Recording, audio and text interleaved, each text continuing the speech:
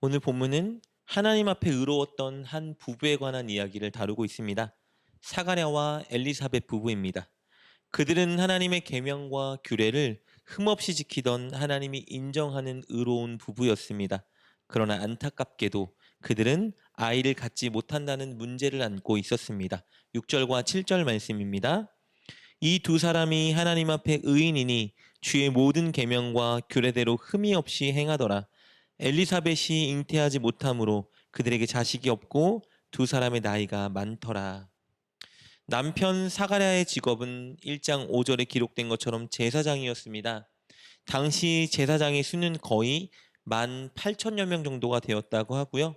총 24개의 반열로 이루어져 있었습니다. 그리고 각 반열은 돌아가면서 1년에 2번, 한 주 동안 성전에서 직무를 감당했습니다. 성전에서 분향을 드리고 등불을 켜고 진설병을 준비하는 일로 그 일을 반열로 돌아가며 했던 겁니다. 그런데 18,000명이라는 많은 제사장이 있었기 때문에 모두가 다 성전에 들어가 그 일을 감당할 수는 없었습니다. 그래서 성전에 들어가서 직무를 담당하는 제사장을 제비로 뽑았습니다. 그리고 오늘 본문에 나오는 사가랴가 제비에 뽑혀서 하나님의 성전에서 제사장의 직무를 감당하고 있었습니다. 8절과 9절 말씀입니다. 마침 사가랴가 그 반열의 차례대로 하나님 앞에서 제사장의 직무를 행할새 제사장의 전례를 따라 제비를 뽑아 주의 성전에 들어가 분향하고 8절에 기록된 것처럼 사가랴는 성전에 들어가 그에게 맡겨진 일, 즉 분향하는 일을 하고 있었는데요. 그때 하나님의 천사가 사가랴를 찾아왔습니다. 11절 말씀입니다. 주의 사자가 그에게 나타나 향단 우편에 선지라. 12절입니다. 사가랴가 보고 놀라며 무서워하니 하나님의 천사를 본 사가랴의 반응은 무엇이었을까요? 당연히 두려움이었습니다. 당시에 하나님의 사자, 즉 천사를 본다는 것은 그들에게 죽음을 의미했기 때문입니다. 거룩한 하나님 앞에, 거룩한 천사 앞에 부정한 사람이 선다면 재앙을 받아 죽을 것이라 생각했습니다. 사가랴도 마찬가지였습니다. 그래서 그는 자신의 눈앞에 천사가 나타나자 죽을까 두려워했습니다. 그런데 그렇게 두려움에 떨고 있는 사가랴에게 하나님의 천사가 뜻밖의 기쁜 소식을 전해줍니다. 13절, 14절 말씀입니다. 천사가 그에게 이르되 사가랴여 무서워하지 말라. 너의 간구함이 들린지라. 내 아내 엘리사벳이 내게 아들을 낳아 주리니 그 이름을 요한이라 하라. 너도 기뻐하고 즐거워할 것이요 많은 사람도 그의 태어남을 기뻐하리니. 그 천사가 전해주는 소식은 아이가 없어 큰 아픔과 서름을 갖고 살고 있던 사가랴에게 아이를 준다는 약속이었습니다. 갑자기 나타난 천사가 사가랴가 그토록 갖고 싶었던 아이를 주겠다고 약속하고 있는 겁니다. 게다가 주실 아이가 그냥 아이가 아닙니다. 많은 사람들에게 기쁨과 즐거움을 가져다 줄 아이라고 예언하고 있습니다. 그리고 이어서 천사는 사가랴에게 줄 이 아이가 왜 사람들에게 기쁨을 가져다 줄 것인지 그 이유도 밝혀주는데요. 그것은 그 아이가 장차 감당할 사명 때문이었습니다. 16절, 17절 말씀입니다. 이스라엘 자손을 주 곧 그들의 하나님께로 많이 돌아오게 하겠음이라. 그가 또 엘리야의 심령과 능력으로 주 앞에 먼저 와서 아버지의 마음을 자식에게 거스르는 자를 의인의 슬기에 들어가게 하고 주를 위하여 세운 백성을 준비하리라.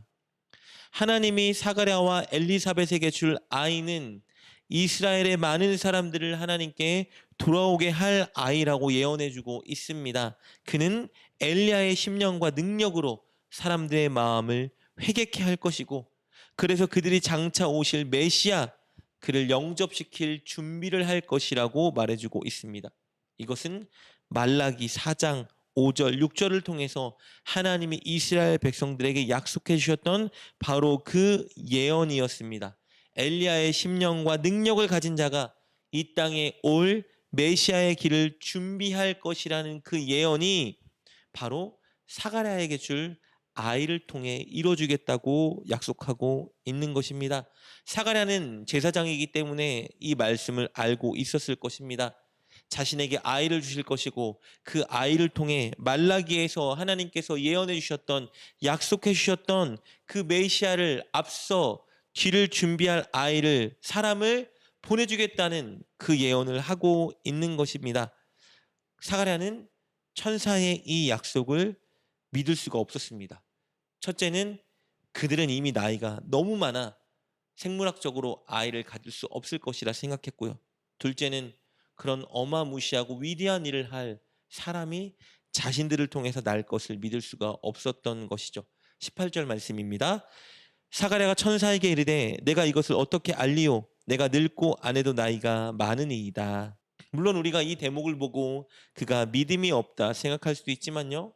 아마 누구나 사가랴처럼 생각할 수 있을지도 모릅니다. 수십 년간 노력했지만 아이를 갖지 못했습니다.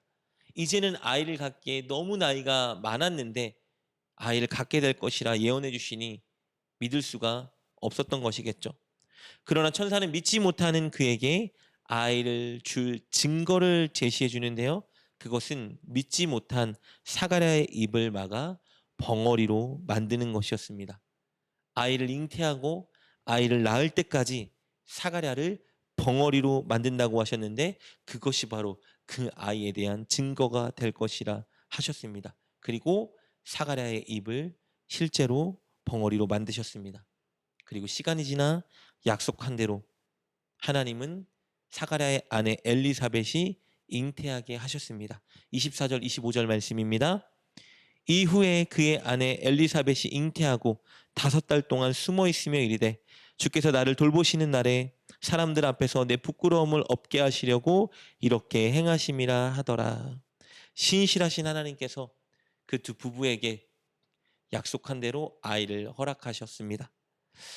끝으로 살펴보기 원하는 것은요. 그렇다면 하나님께서 그들에게 아이를 주신 이유입니다. 우리 13절 말씀을 다시 살펴볼까요? 천사가 그에게 이르되 사가랴여 무서워하지 말라 너의 간구함이 들린지라. 아이를 왜 주셨죠? 사가랴의 간구함이 하나님께 들렸기 때문입니다. 하나님은 사가랴의 기도를 들으셨습니다. 첫 번째 어떤 기도였을까요? 아이를 달라는 기도였습니다. 하나님은 아이가 없는 고난으로 신음하며 간구하는 사가랴와 엘리사벳의 기도를 들으신 겁니다. 수십 년 동안 하나님이 응답하지 않으셨고 일하시지 않은 것 같아 보였지만 하나님은 듣고 계셨습니다. 그리고 이제 하나님이 계획하신 때에 가장 선하게 그들에게 응답해 주셨습니다.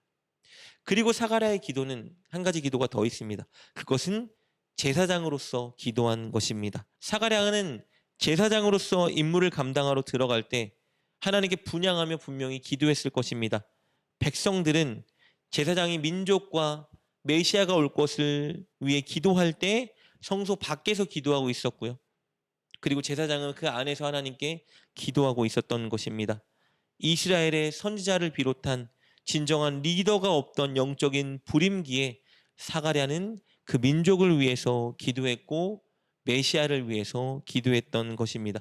하나님은 그의 기도를 들으셨습니다. 그래서 사가랴에게 아이를 주시는데 그 아이가 그냥 아이가 아니라 이스라엘 민족을 회복시킬 아이요 메시아의 길을 준비할 그 아이였던 것입니다. 그리고 결국 그들에게 아이를 보내줌으로써 그 개인의 기도 제목과 민족을 위한 기도 제목에 응답해 주신 것입니다. 오늘 본문을 통해서 우리는 두 가지를 깨달을 수 있습니다. 첫째, 우리는 기도해야 한다는 것입니다. 내 모든 문제를 하나님께 맡기고 우리는 기도해야 합니다. 그리고 더 나아가 내 개인의 기도에서 끝내는 것이 아니라 교회와 민족과 나라라는 공동체를 위해 우리는 기도해야 합니다. 그것이 고난과 기도 제목을 허락하신 하나님의 뜻이기 때문입니다. 그리고 둘째, 우리는 증거가 눈앞에 보이지 않아도 하나님의 말씀만으로도 믿을 수 있는 믿음을 가져야 합니다. 천사가 사가랴에게 말씀했을 때 못 믿었지만 우리는 하나님의 말씀만으로도 믿을 수 있는 그 믿음을 갖기 위해 노력해야 됩니다. 그래서 늘 우리는 크고 신실한 믿음을 달라 기도해야 합니다. 오늘 그렇게 개인을 위해서, 자신의 믿음을 위해서, 그리고 교회와 나라를 위해서 간절히 기도하는 여러분 되시길 주님의 이름으로 축복합니다. 기도하겠습니다. 하나님 감사합니다. 우리가 당하는 고난과 아픔을 아시고 우리의 기도를 들어주시니 너무 감사합니다. 늘 하나님께 우리의 모든 문제를 맡기고 간구하게 하시고 또 공동체와 교회와 나라를 위해 간절히 기도하는 우리가 되게 하여 주옵소서. 그리고 하나님의 말씀을 순수하게 믿고 순종할 수 있는 큰 믿음을 주옵소서. 예수님의 이름으로 기도드립니다. 아멘. 오늘 말씀을 통해 깨닫고 결단한 것은 무엇입니까? 그것을 붙들고 하나님께 기도합시다. 그리고 그렇게 실천하며 하루를 살아가는 여러분 되시길 주님의 이름으로 축복합니다.